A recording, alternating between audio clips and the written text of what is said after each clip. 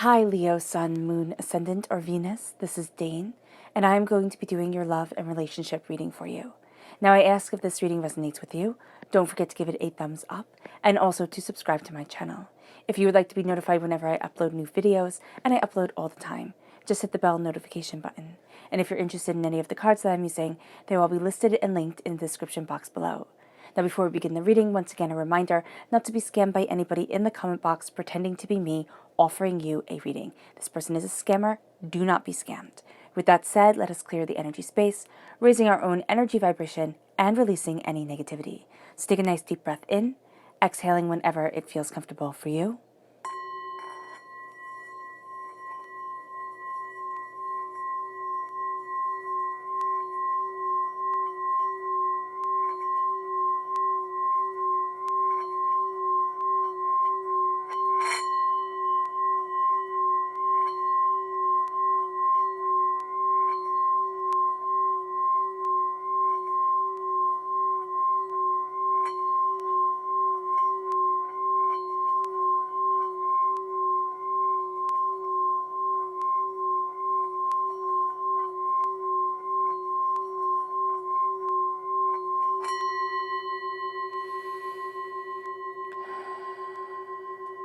Releasing all negativity from your body like storm clouds, letting yourself feel calm, centered, and at peace as we enter into this safe and loving space.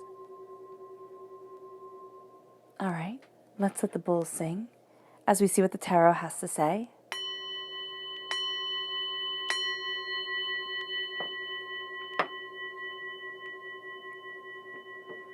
Leo.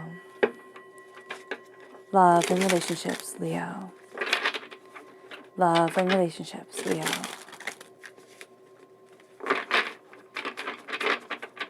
Angels and spirit guides, show me clearly. Guide this reading and show me clearly, angels. And spirit guides, angels.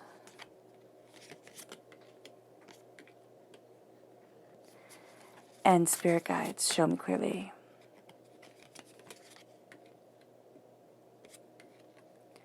Guide this reading and show me clearly. Fantastic. 2 bonus cards. Okay, we're going to put that one down here. These two seem to want to stay together. So we're going to keep these over to the side. Fantastic. Awesome. Now let's see the chakra energy. This is where we're going to feel a little bit vulnerable during this time. So we're going to have to be rather aware of this chakra energy, and the way that it's impacting us and the way that we're handling it. So let's see here. Leo, love and relationships. Leo, angels and spirit guides, show me clearly. Fantastic. This one. And then finally, the energy we need to be mindful of during this time. What is the energy we need to be mindful of during this time, love and relationships? What is the energy that Leo needs to be mindful of in love and relationships? Angels and spirit guides, show me clearly. Guide this reading. All right. So let's see what we are crowned with here. We are crowned with the 2 of Swords. There is a way that we thought things were going, and things have seemed to be taking a life of their own. So the 2 of Swords opens up new options to us that might not seem as comfortable as we had hoped they would be. The 9 of Cups is a sense of wishes being granted, joys coming forward. So even though things can be uncomfortable, there is this real sense that we're moving in a really great direction. We have the Strength card, so this is of course Leo energy in the major arcana. So we are connected to this sense of prosperity, abundance, wishes being granted, joy coming in. I really like that. That's really a beautiful sign. We then have the 3 of Pentacles. We've worked really hard. We found ourselves, okay, so what Spirit is saying is we found ourselves in relationships before where it has been like 2's company, 3's a crowd. It can be that we have been cheated on. It can be that we were in relationships with more than one person at one time. You know, however that has manifested itself in your life. There is a sense now of saying, you know what, I've worked really hard. Yes, I work well with others, of course, but there is going to be a need for the sense of knowing my place, my understanding within relationships, within what I want. And the Ten of Pentacles leads to prosperity. So it can be that you've been having difficulty with another person, with a cheater, with a person kind of really liking the person that you're with and really making just blatantly clear that they'd be more than happy to take your place. And there is really a sense here of staying in your prosperity, of choosing a relationship that lasts for generations. You can be finding yourself choosing between two people, can also very much be the case during this time. If you are in a long-standing committed relationship, you might have found that that commitment has been tested, times got trying, things got difficult, but there is a sense of prosperity that lasts for generations. So there is a sense here of things really working out, smoothing themselves over. We then have the Nine of Wands. Now, the repeat of the number 9 means that we are coming close to a completion of the cycle, but we can't listen to everybody else. We have to listen to our intuition, ourselves, because especially in the case with this person, it can be even that you were cheated on, but there can be this sense of, you know what, no, I know what we have, and I know the stability of it, and I'm not going to listen to what everybody says. I'm going to follow what I need to do at this time. It might change later on down the road. We might sit there and say, okay, well, mistake made, got it. But for right now, there is a sense of really embracing prosperity by seeing options open up that we hadn't known. Things aren't going to be as black and white, white page, black print, spelt out as clearly during this time as we would like. And that kind of takes us off guard. We want things to be straightforward. We want things to be astoundingly clear. And yet we're going to be given things at this time where it's like, well, I didn't expect that. The Four of Pentacles, draining. And it's really around this pentacle energy. You can be having a bit of a problem with an earth sign energy, Taurus, Virgo, Capricorn, or it can be somebody who's just money-centric. It can be somebody who's looking at things and saying, well, you might not be pulling your weight, or, oh my gosh, you should be so grateful to me. And it's like, excuse you, rude, first of all. And second of all, how dare you? And we're really starting to claim our own worth during this time. We then have the Eight of Wands. Things start moving quickly, but we have to be very mindful of this vampiric energy. It can be around money, it can be around prosperity, it can be around kind of thinking, oh my gosh, I thought we were the golden couple, but now I'm starting to see that I want something different. And it can be that your eye gets caught by somebody else. You're looking, and it's not even that you're looking for somebody, but you're, just living your life, and all of a sudden somebody catches your eye and you're like, oh wow, this could be something more than what I thought. So here there are options, which is really, really nice. If we are single and looking for somebody during this time, or just happy being single, I always have trouble with that word, single, there is a sense here that we are seeing wishes being granted and calling upon our strength to really move us forward. And that the two roads that we thought we had, now it could have been like, marriage and spinsterhood, which I know is like such an archaic word, but I like it, it's funny.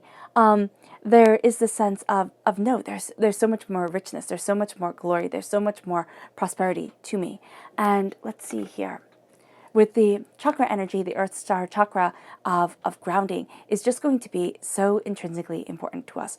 What are we putting our roots into? How are we grounding ourselves? How are we feeding ourselves? Like, what is the nourishment that is coming from the roots of who we are and from where it is that we want to be? There is a real sense here of empowerment coming forward, and a real sense of greater understanding, greater desire, looking at what it is that we want. But again, making sure that we're being nourished spiritually, personally, powerfully as we move forward within our lives.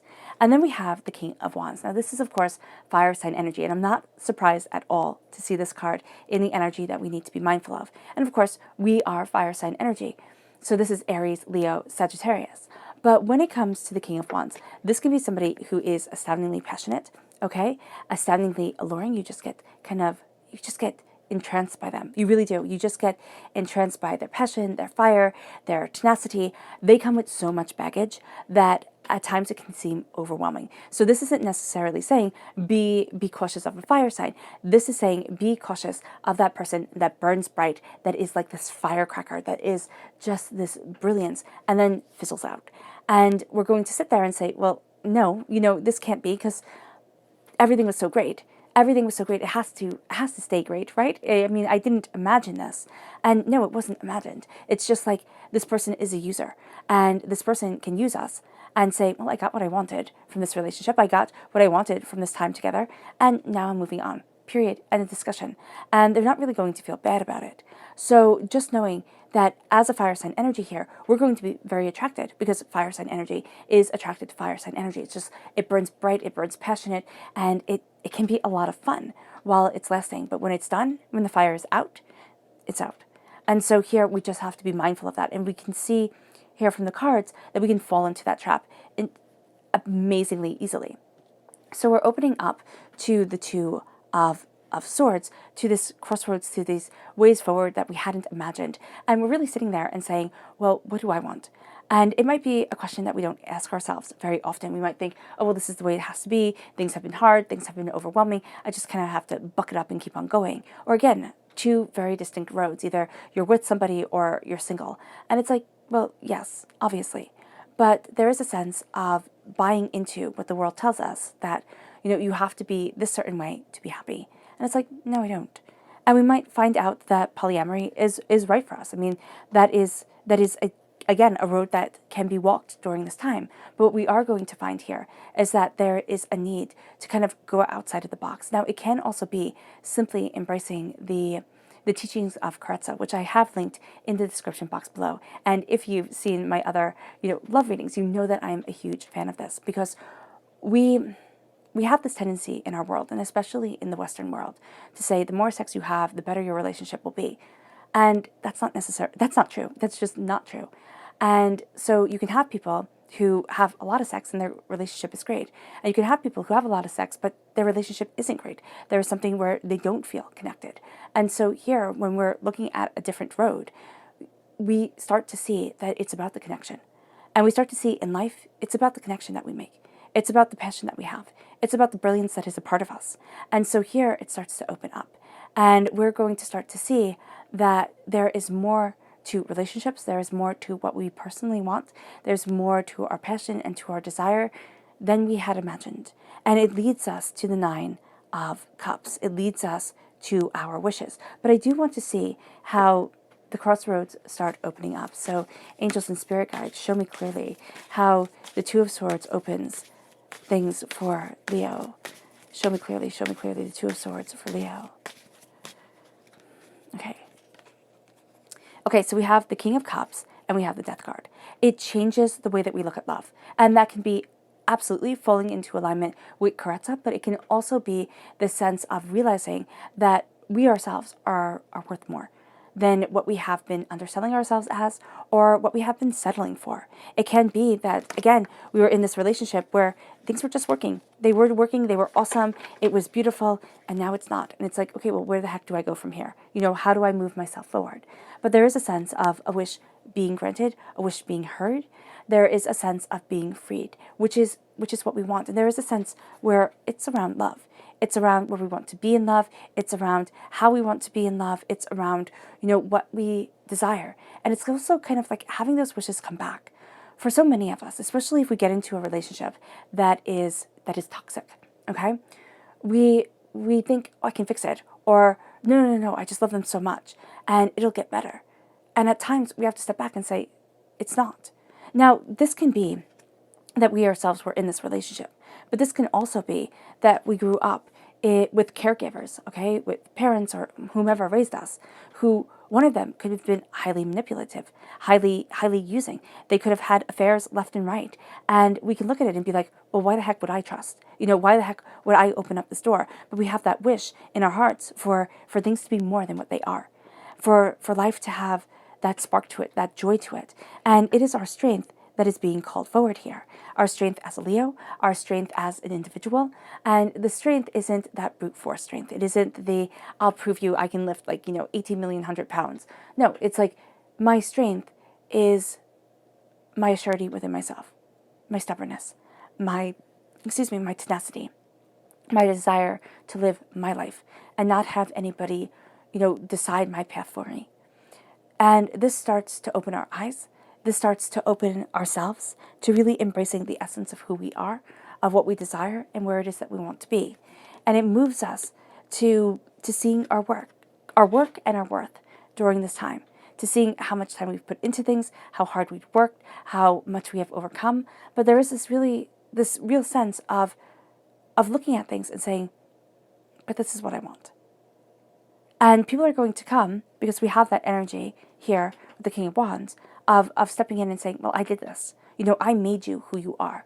You weren't a good lover before you met me. You weren't, a good partner before you met me. And it's like, excuse you. First of all, again, rude. This person is going to be rude, and you just have to kind of call them out on it. Even if, well, they'll definitely balk, but even if it goes against everything in your nature during this time, to say this. And it might be to the memory of the person that you have been with, who laid these traps of poison, or to the person who helped raise you, who laid these traps of poison within you and just made you doubt yourself, just made you doubt your own worth within a relationship, your own way of moving forward within your life. And so here with the Three of Pentacles, it's like, no, this is what I want. This is who I am. And this is where I'm headed. Period. End of discussion. I know that this is what I've been working for. And it leads us then to that happily ever after, to love that lasts for generations. And it can also be that we're breaking that generational, it seemed like curse of, no, love doesn't get to be that you're in love. It gets to be that you settle, you're resigned. In my family, I know that we had arranged marriages. My great grandmother, who, helped raise me, she had an arranged marriage, and it was awful. It was absolutely awful. So for her to say to my grandma, okay, you can pick whomever you wanted, that was so liberal. That was so revolutionary. And then for my mom to be like, okay, you can marry whomever you want. So here it's kind of like we're breaking every single generation a tie that was put over us. And so I see that here, and that's what divinity is showing me. It's just like the nooses that were put around us, the ways that we were tied down, they're starting to change. And it can seem little by little, and it can also feel like, well, that was archaic, barbaric. Why would you even think that or do that? It's like, well, no, it's how things were, and it was how things were, and it was honoring your family, and it was being responsible. And so here, when we look at the prosperity that lasts for generations, it's also the prosperity that we breathe into those generations, into the next generation to come within our lives, but also the people that we touch, the people that we talk to, the lives that become part of our own existence and our own stories. So there really is a sense here of things opening up. And it really leads us to a place of security within our relationships. It can also be that mindset of, I need to be financially secure before I can have the relationship that I want. That's not a bad thing. That's not a bad thing at all. And so here we're looking at things and we're seeing things in a very new light. Instead of thinking my worth is diminishing, I'm never going to find somebody that I love, there really is that wish granted with love. And if we're in a relationship, it's like, oh my gosh, we're never going to get back to that place that we once were. We have to make sure that the person that we are with is not manipulative, cruel, and using us. Okay? It sounds harsh, it sounds blunt, but that's how spirit talks through me. That's how spirit talks to me. And so here it's like, okay, I understand. And it leads us, at the root of it leads us to looking at what the rest of the world is saying and being like, all right, I hear you. I don't agree with you, but I hear you. And this is also a sense of not living in love for anybody else but ourselves. It doesn't mean that anybody else has to like the person that we choose or that we are with.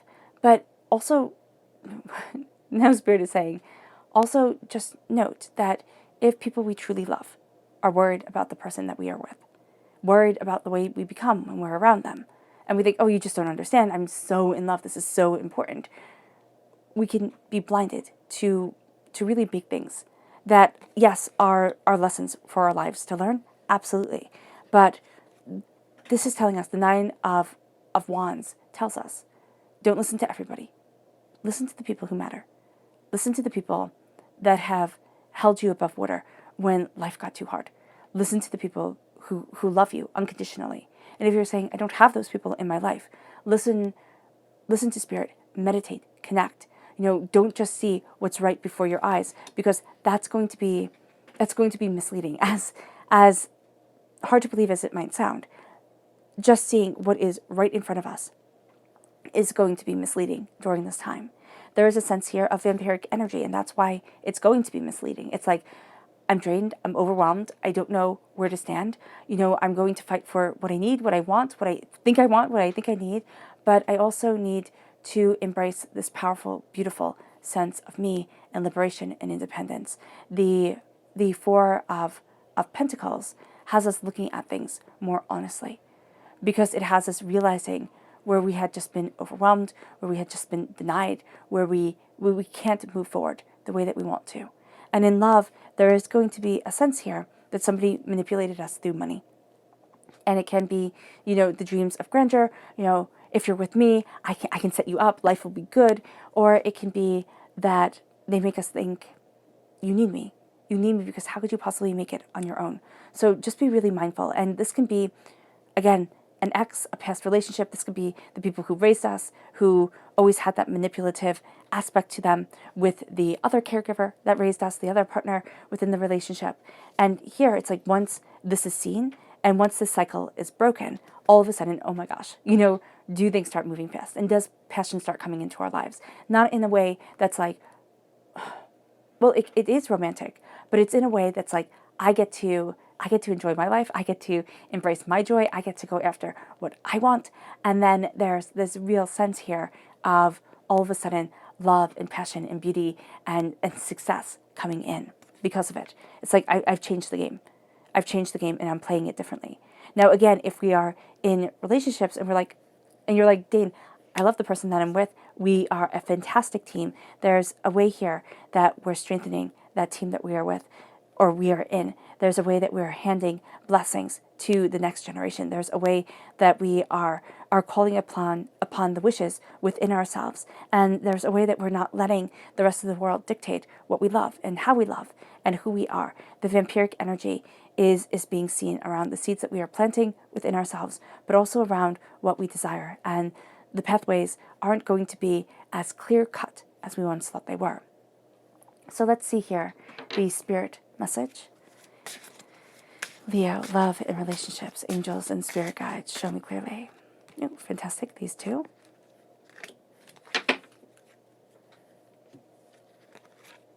So we have magical and inspire.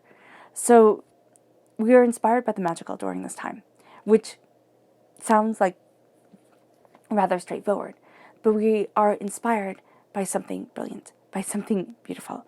The magical, it is said that divinity lives between the words. When we speak, it isn't the words that we say that hold divinity. It is the places in between where we take our breaths, where we gather our thoughts. And we are going to be inspired by those moments of quiet and by those moments of clarity. It moves us then to the spirit animal message. Leo, angels and spirit guides, show me clearly. Leo, love and relationships, angels and spirit guides. Fantastic. The rabbit spirit. Now is a lucky time. Well, we see that with the 9 of Cups. Now, especially for ourselves, right here, because it connects with Leo, now is a lucky time for us to move forward in love, for us to be brave, to be bold, to go after what we want. It brings us to our subconscious message, which is act as if. Act as if we know what we want. Act as if we have love figured out. Act as if. Because there is this need to claim our power and our space and know our roots and know what we desire. It brings us then to our subconscious spirit message, which is evolve. We are evolving. We are becoming the butterflies. We're going from creeping along as caterpillars to being beautiful, brilliant butterflies that get to shine, that get to fly forward, that get to invoke their beauty. It brings us then to our subconscious tarot message, which is inspiration. Now, this is the sacral chakra. A lot of negative energy is held in the sacral chakra from this life and from past lives. And you would think, oh, okay, I'll deal with that later. But it's important to deal with it straight away because the sacral chakra is also where our creative energy and our sexual energy is held. So here with the sacral chakra, we're looking at what inspires us to have that new dawn, to look at the heartbreaks, the pains, the disappointments that have held us back, that have kept us silent, that has kept us overwhelmed, and to say, no, there's brilliance here. No, there's power in my purpose forward. No, there's, more that I want within this moment, within this life, within myself. And it's embracing a new dawn because we're letting our creative, sexual, sensual energy flow through us in a very powerful way. it brings us then to our subconscious person message, which is the Princess of Swords. Now, whenever the princesses come up, it very much says, beware of princesses, people who act like a princess, like, oh my gosh, I'm just so important, or, and I know this is a bit rude, but ourselves acting like princesses, or the person that we are dealing with, because this person is highly manipulative, saying, oh my gosh, you're just such a princess. Oh my gosh, you always have to have your way. Oh my gosh, you're always like this. And it's like, stop it. Stop it. Stop beating me down. Stop generalizing in harsh overtones of the fact that I could never do anything right. There is a sense here of manipulation through words, okay? Through words, through thoughts. And there is a sense of needing to claim our power through our words, okay, during this time. To not fall into it's always. It's like, no, it's not always. There is power here. Now, it's also being a student of our words and our voice and what we desire and how we're moving forward and looking at things differently and not being afraid to take risks and opening up doors and embracing opportunities.